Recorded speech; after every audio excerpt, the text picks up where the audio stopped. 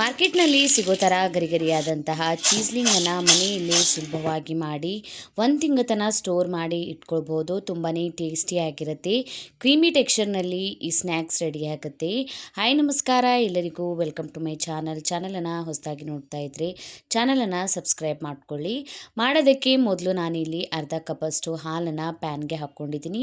ಈಗ ಇದಕ್ಕೆ 2 ಚೀಸ್ ಕ್ಯೂಬ್ಸ್ಗಳನ್ನು ಈ ಥರ ತುರ್ಕೊಂಡ್ಬಿಟ್ಟು ಹಾಕ್ಕೊಳ್ಳಿ. ನಾನಿಲ್ಲಿ ವೈಟ್ ಸಾಸನ್ನು ರೆಡಿ ಮಾಡ್ಕೋತಾ ಇದ್ದೀನಿ. ನೀವು 3 ಚೀಸ್ ಕ್ಯೂಬ್ಸ್ಗಳನ್ನು ಕೂಡ ಗ್ರೇಟ್ ಮಾಡಿ ಹಾಕ್ಕೊಳ್ಬಹುದು.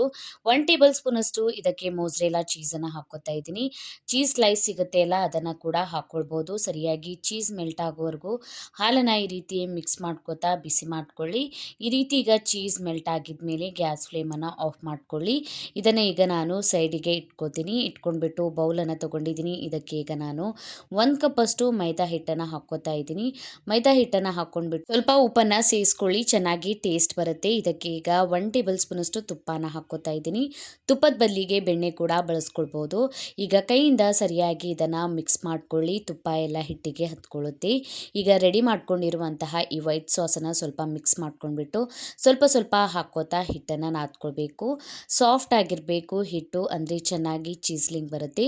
ಸ್ವಲ್ಪ ಏನಾದರೂ ನಿಮಗೆ ಗಟ್ಟಿ ಅನ್ನಿಸ್ತಾ ಇದೆ ಅಂದರೆ ಇನ್ನೊಂದು ಸ್ವಲ್ಪ ಮೇಲ್ಗಡೆಯಿಂದ ನೀರನ್ನು ಸೇರಿಸ್ಕೊಂಡ್ಬಿಟ್ಟು ಸಾಫ್ಟ್ ಆದಂಥ ಹಿಟ್ಟನ್ನು ಈ ರೀತಿ ನಾದ್ಕೊಳ್ಳಿ. ಈಗ ನಾನು ಸಾಫ್ಟ್ ಆದಂಥ ಹಿಟ್ಟನ್ನು ನಾದ್ಕೊಂಡ್ಬಿಟ್ಟು ಈಗ ಸ್ವಲ್ಪ ಹಿಟ್ಟನ್ನು ತಗೊಳ್ಬೇಕು. ತೆಳುವಾಗಿ ಇದನ್ನು ರೋಲ್ ಮಾಡ್ಕೊಳ್ಬೇಕು. ಅದಕ್ಕಾಗಿ ಒಂದೇ ಸಲ ಜಾಸ್ತಿ ತಗೊಳ್ಬೇಡಿ. ಒಣ ಹಿಟ್ಟನ್ನು ಹಚ್ಕೊಂಡ್ಬಿಟ್ಟು ಈಗ ಇದನ್ನು ತೆಳುವಾಗಿ ರೋಲ್ ಮಾಡ್ಕೊಳ್ಬೇಕು. ಚಪಾತಿ ಥರ ದೊಡ್ಡದು ರೋಲ್ ಮಾಡ್ಕೊಳ್ಳಿ. ಆಮೇಲೆ ಸಣ್ಣ ಪೀಸಸ್ಗಳಲ್ಲಿ ಕಟ್ ಮಾಡ್ಕೊಳ್ಬೋದು. ಆದಷ್ಟು ತೆಳುವಾಗಿ ರೋಲ್ ಮಾಡ್ಕೊಳ್ಳಿ, ಅಂದರೆ ಸರಿಯಾಗಿ ಉಬ್ಬುತ್ತೆ ಮತ್ತು ನೋಡೋದಕ್ಕೂ ಕೂಡ ಚೆನ್ನಾಗಿ ಕಾಣುತ್ತೆ. ನೋಡಿ, ಈ ಥರ ತೆಳುವಾಗಿ ನಾನು ಇದನ್ನು ರೋಲ್ ಮಾಡ್ಕೊಂಡಿದ್ದೀನಿ. ಆದಷ್ಟು ಈ ಥರ ತೆಳುವಾಗಿರಲಿ. ಈಗ ಇದನ್ನು ನಾನು ಕಟ್ ಮಾಡ್ಕೋತೀನಿ. ಈ ಥರ ಸಣ್ಣ ಸ್ಟ್ರಿಪ್ಸ್ಗಳಲ್ಲಿ ಕಟ್ ಮಾಡ್ಕೊಳ್ಬೇಕು. ಮೊದಲು ಈ ರೀತಿ ಉದ್ದುದ್ದ ಸ್ಟ್ರಿಪ್ಸ್ಗಳಲ್ಲಿ ಕಟ್ ಮಾಡ್ಕೊಳ್ಳಿ. ಆಮೇಲೆ ಇದನ್ನು ಸಣ್ಣ ಸ್ಕ್ವೇರ್ ಶೇಪ್ನಲ್ಲಿ ಕಟ್ ಮಾಡ್ಕೊಳ್ಬೋದು. ತುಂಬಾ ಚೆನ್ನಾಗಿ ಕಾಣುತ್ತೆ ಈ ಚೀಸ್ಲಿಂಗ್ ನೋಡೋದಕ್ಕೂ ಕೂಡ, ಮತ್ತು ಪೂರಿ ಥರ ಉಪ್ಕೊಂಡು ಬರುತ್ತೆ ಎಣ್ಣೆಯಲ್ಲಿ ಹಾಕಿದಾಗ. ಸರಿಯಾಗಿ ಹಿಟ್ಟನ್ನು ನಾದ್ಕೊಂಡ್ರೆ ತುಂಬ ಚೆನ್ನಾಗಿ ಈ ಕಟ್ ಆಗುತ್ತೆ ಮತ್ತು ರೋಲ್ ಕೂಡ ಆಗುತ್ತೆ ಈ ಹಿಟ್ಟು. ಈ ಥರ ಸಣ್ಣ ಸ್ಕ್ವೇರ್ ಶೇಪ್ನಲ್ಲಿ ಕಟ್ ಮಾಡ್ಕೊಳ್ಳಿ. ಒಂದೇ ಸಲ ನೀವು ಎಲ್ಲ ರೆಡಿ ಮಾಡಿ ಇಟ್ಕೊಳ್ಬೋದು.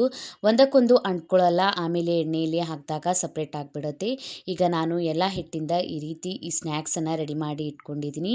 ಎಣ್ಣೆಯನ್ನು ಕೂಡ ಬಿಸಿ ಮಾಡೋದಕ್ಕೆ ಇಟ್ಟಿದೆ. ಎಣ್ಣೆ ಬಿಸಿ ಆಗಿದ್ಮೇಲೆ ಗ್ಯಾಸ್ ಫ್ಲೇಮನ್ನು ಮೀಡಿಯಮ್ ಟು ಲೋ ಫ್ಲೇಮ್ನಲ್ಲಿ ಇಟ್ಕೊಂಡ್ಬಿಟ್ಟು ಒಂದೇ ಸಲ ಬಟ್ಲಲ್ಲಿ ಹಾಕ್ಕೊಂಡ್ಬಿಟ್ಟು ಈ ರೀತಿ ಹಾಕ್ಕೊಳ್ಳಿ. ಪೂರಿ ಥರ ಎಷ್ಟು ಸರಿಯಾಗಿ ಉಬ್ತಾ ಇದೆ ನೋಡಿ ಈ ಚೀಸ್ಲಿಂಗ್. ತುಂಬಾ ಟೇಸ್ಟಿ ಕೂಡ ಆಗಿರುತ್ತೆ. ಇದನ್ನು ಸರಿಯಾಗಿ ಮೀಡಿಯಮ್ ಫ್ಲೇಮ್ನಲ್ಲಿ ಗೋಲ್ಡನ್ ಬ್ರೌನ್ ಮತ್ತು ಗರಿ ಆಗೋವರೆಗೂ ಫ್ರೈ ಮಾಡ್ಕೊಳ್ಳಿ. ಈ ರೀತಿ ಸ್ವಲ್ಪ ಬ್ರೌನ್ ಕಲರ್ಗೆ ಬಂದಾಗ ಇದನ್ನು ತೆಕ್ಕೊಳ್ಬೋದು. ಜಾಸ್ತಿ ಕೂಡ ಎಣ್ಣೆಯಲ್ಲಿ ಇಟ್ಕೊಳ್ಬೇಡಿ, ಬೇಗ ಫ್ರೈ ಆಗುತ್ತೆ. ಜಾಸ್ತಿ ಟೈಮ್ ಕೂಡ ಹಿಡಿಯೋದಿಲ್ಲ.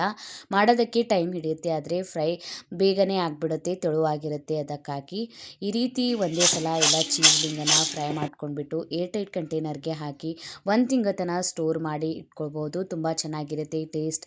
ಮಕ್ಕಳಿಂದ ಹಿಡ್ಕೊಂಡು ದೊಡ್ಡವ್ರ ತನಕ ಎಲ್ಲರಿಗೂ ಇಷ್ಟ ಆಗುತ್ತೆ. ಈ ವಿಧಾನದಲ್ಲಿ ಸುಲಭವಾಗಿ ಮನೆಯಲ್ಲಿ ಚೀಸ್ಲಿಂಗನ್ನು ಟ್ರೈ ಮಾಡಿ ನೋಡಿ. ಕಮೆಂಟ್ ಬಾಕ್ಸ್ ತಿಳಿಸಿ ವಿಡಿಯೋ ಹೇಗೆ ಅನ್ನಿಸ್ತಂತ. ವಿಡಿಯೋ ಇಷ್ಟ ಆಗಿದ್ದರೆ ವಿಡಿಯೋಗೊಂದು ಲೈಕ್ ಮಾಡಿ, ಫ್ಯಾಮಿಲಿ ಮತ್ತು ಫ್ರೆಂಡ್ಸ್ ಜೊತೆ ಶೇರ್ ಮಾಡ್ಕೊಳ್ಳಿ. ಇದೇ ರೀತಿಯ ವಿಡಿಯೋಸನ್ನು ನೋಡೋದಕ್ಕೆ ಚಾನಲನ್ನು ಸಬ್ಸ್ಕ್ರೈಬ್ ಮಾಡಿ. Thank you.